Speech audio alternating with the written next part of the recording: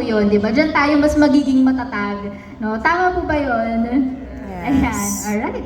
Sige, thank you po, no, for that answer. So, last na po ito. What productivity tips, tools, or best practices would you recommend to others who want to improve their performance and achieve their goals more consistently? Alright. So sa mga medyo technical, sa mga strategies nyo in presenting, sharing, hindi na po ako mag-touch doon. So yung akin pinaka-message lang is like, naging isa din siya sa mga, siguro one of my good practices. Yung hindi ko pinipilit na i-close agad. Yung at first, I want to ensure, lalo na sa mga referrals na hindi ko kakilala, I want to build connection first. Yun yung gusto kong i-establish. Kasi I believe that people buy insurance because of emotion. And they justify getting an insurance through logic. So, justify na.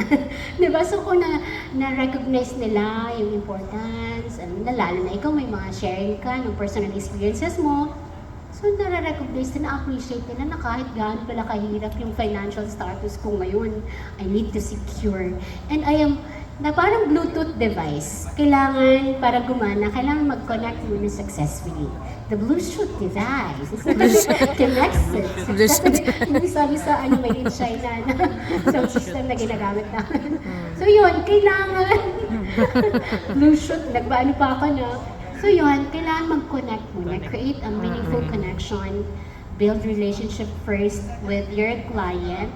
Kasi kung may importante kasi lifelong partnership yun, hindi lang long term. So habang buhay yung ating sa marriage, pwedeng mag-divorce, sa ibang bansa, pwedeng maghiwalay, pero kung magpa-unfair sa atin, we should always commit ourselves to our clients. Kasi our true service will only start during claims. At saka yung pag-connect talaga natin sa ating gawin nating friends, ang ating mga clients. Yun lang po. There you go. Gusto ko yung may pasample pa si Madam nung sa Bluetooth, no? Ayan. Pero I agree doon sa sinabi nyo, ma'am, na mag-build tayo ng meaningful connection sa mga clients natin, gawin nating friends, no? Kasi nga, kahit po tayo pa yung may pinakamagandang sales pitch, di ba? Kahit napakaganda ng product na yan, di ba? Kung hindi naman po tayo na-appreciate, di ba, ng mga clients natin, hindi rin po yan mag-work or mahihirapan din po tayo, no, na mag-move forward, no? Kaya, ayan, isa sa mga tips na na-share sa atin ni Madam, di ba? Build tayo ng connections, no? And of course, maging intentional sa mga ginagawa natin. Discipline, napaka-importante po yan. And of course, no, continuous learning. Ayan. So, palakpakan naman po natin si Miss Eva. Thank you so much, Ma'am Pia, for this opportunity. Ayan. So, sinasagot ko ng break time or minamaximize ko talaga. Excited ako umuwi ng bahay kasi mag-prepare ako. So, overtimer nga ako. So, I maximize sa gabi na after dinner, before dinner, magpe-prepare kasi ng dinner muna. And then after dinner na talaga yung pinaka-time ko sa crew. And then weekends, after ng mga laba-laba, linis ng bahay. So kung kailangan bisitahin yung mga kailangan bisitahin, i-meet yung mga prospects, mga clients, yun yung aking ginagawa. At I'm also a runner. So I try to discipline myself na bigyan talaga at least 3 times a week. So, sa hapon, tinatry ko talaga i-squeeze in yung takbo-takbo.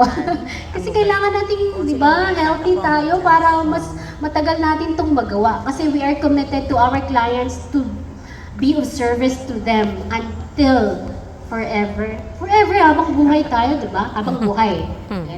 Ayan. So, napaka-productive po, no, ng araw ni Miss Eva. Like, ang aga niyo po nagsisimula, di ba? Umaga, 4, 5 a.m. No, nag-start na agad yung araw natin. And may time pa tayo na nakatakbo, no? And parang doon ko nakikita na talagang may discipline din tayo, no? Kasi kahit sobrang siksik, di ba, ng schedule natin, nakahanapan pa rin natin ng time yung mga bagay na gusto rin natin gawin, no? Aside sa ginagawa natin in the business. And I think that's very good, no, Miss Evan. Okay, sige.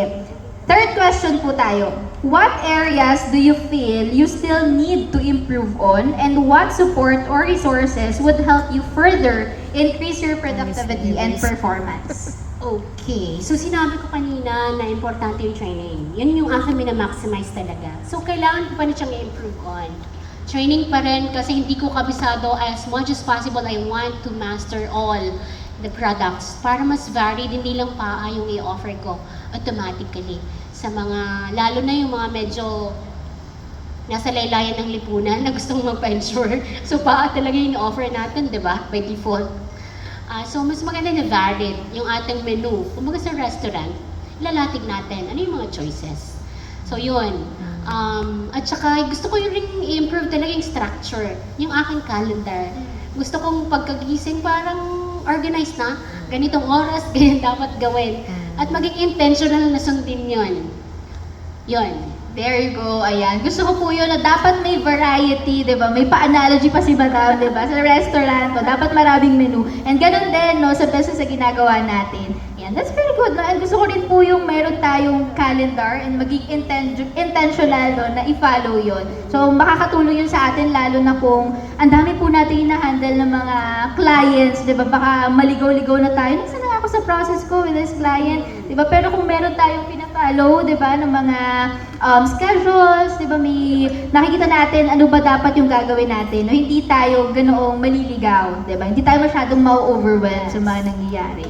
Okay, sige. Thank you po. Now, for the fourth question, how do you sustain momentum and remain consistent in working toward your goals, especially during busy or challenging periods? Ayan, parang naging emotional ako dyan sa tanong mo. So, I was coded last week of November. So ang aking pinakagulang naman noon ay malibre ng aming unit manager ng Yakinik sa Jensen na 100K club. Hanggang sa, sige, push mo na nga, RH ka. Sabi ko, ano ba yung RH? Tulungan mo naman ako. Paano ma-hit yun? So yung aking ginawa ay yung challenges na yun. So na-hit ko nga ang RHC, ang ano po ba yun? Fukuoka, Japan. Tapos yes. na-advance ko yung Hanoi at na-NAC ako. So yun. Palakpakan naman po natin si Madam. Or last year. And then nung pagdating ng first quarter, okay naman. Okay naman yung performance ko, but not as okay as the last quarter of 2025. Pero nitong second quarter, medyo ito yung very challenging for me because kasi school head ako, principal ako. So, closing of school year, ang daming trainings ng end of school year, tapos brigada na naman, tapos opening of school year, at yung nilindol kami ng GK. So, sobrang devastated kami sa Sarangani kasi kami yung center. At saka, deaths in the family. So, March, namatay yung eldest sister namin due to cancer. And then, April naman, namatay ang aking sister-in-law due to accident na hindi ko na insured. Kasi mag-abroad sana ng New Zealand and then sabi ko next week na lang ate, busy ako ngayon. So that's one of my regret. Na hindi pala guarantee na, yun nga, accidents happen kahit kanino. So kung pwede i-push na agad, kung okay lang naman, kung pwede na. So yun, so challenging for me kasi medyo na-dry talaga ako. Bumaba yung momentum, bumaba ng enthusiasm kasi I felt guilt. Grabing sobrang guilty ang naramdaman ko if ever na nag-offer ako nagpa-present ako, nag-share. Kasi may death, may calamity, may disaster, tapos mag-business ka. Ganon, yung aking. So tinanong ko si UM, paano ba yun? Paano ba ako magbabounce back? Paano ba na ganito na mawala yung guilty? Kasi hindi pwedeng pag ganito lang na magi-guilty ako. Paano na yun? Mapapabayaan ko. Zero ako nung July. Na-FE kasi yung aking pang submit ng July. Doon ako nag-bounce back at FE pa. So, ginawa ko. So, yung that's one of my motivation. Kasi dapat hindi tayo nag-guilty. Kahit may mga, share lang konti. Huwag masyadong pushy. Yun. And then, share lang. Eventually, they will recognize the importance of life insurance. And then, lalapit sila sa'yo. Hindi mo lang, huwag tayo mag-assume. Yun, huwag mag-assume na hindi sila kukuha dahil may mga pangyayari. So yun, rest back. So, buti naman at nakabangon ako ulit ngayong July. So maganda yung pambungad ng July sa akin. Sabi ko, thank you Lord. Hindi beginner's luck ang RAC. Meaning, we deserve it. Lahat tayo, hindi luck yun, hindi beginner's luck.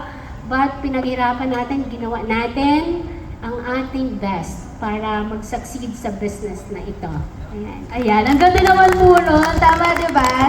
Lahat tayo, kaya tayo nandito ngayon, hindi dahil swerte tayo, no? Dahil yan ay magaling tayo, no? Ginawa natin lahat ng best natin. I'm sorry po that happened to you, no? But, believe po ako sa inyo, ma'am, no? Kasi, despite all of those things, no? You chose to step up, di ba? Nakabangon tayo, no? And, gano'n naman po talaga, no? Hindi perfect, di ba? Yung ginagawa natin. Marami tayong mga pag-agree na gawin itong best practice sharing session natin. Ayan. Nag-agree ako kasi akala ko panel. So I'm so surprised. Ako na Surprise! Ayan. Actually, dapat panel talaga siya. But, ayan, this is for you na lang po, no, Miss Evan. Kinakabahan ka po ba? Mamaya na dun saan. Ayan, buti naman po kasi ako po yung kinakabahan. Ayan. Ayan, so meron lang po akong mga questions na i-ask kay Miss Evan. So you can also take note, no, regarding sa kung ano po yung mga may share sa atin, no, ni Miss Evan. Okay? So sige, hanapin ko lang po yung ating questions. Ayan. Sige po. Sige, first question, Miss Evan. What activities, habits, or routines do you believe contributed the most, no, to helping you achieve your goals and stay productive? Thank you for that wonderful question. And thank you. Joke lang. So, ako ay isang educator din. So, I believe that education is a lifelong process. I believe na kailangan yung continuous education. Kasi lalo na ako, I'm still a rookie in this endeavor, in this career. So, mas lalong dapat na mag-training. Kahit BYB, na may ini-invite ako, sinasalihan ko, kahit isa lang. So, para mas makabisado ko, mas ma-remind ako, bakit ba ako nag-decide na pumasok sa ganitong career. So, that's the first thing, yung training, continuous training. Second is yung discipline. So, bilang overtimer, kasi overtime job natin ito sa may mga employment, sa may mga trabaho. So, what I do is, I try to discipline myself as much as possible na bigyan talaga ng time ang career. So, yung sinabi nga sa atin, at least 2 hours a day.